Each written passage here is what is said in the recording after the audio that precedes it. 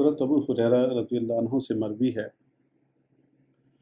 کہ حضرت صلی اللہ علیہ وآلہ وسلم کے دربار گوہر بار میں ایک شخص حاضر ہوا اور کہنے لگا، یا رسول اللہ، میں تباہ ہو گیا۔ آپ نے فرمایا، کیوں؟ وہ کہنے لگا، میں حالت روزہ میں اپنی بیوی سے جمع کر بیٹھا ہوں۔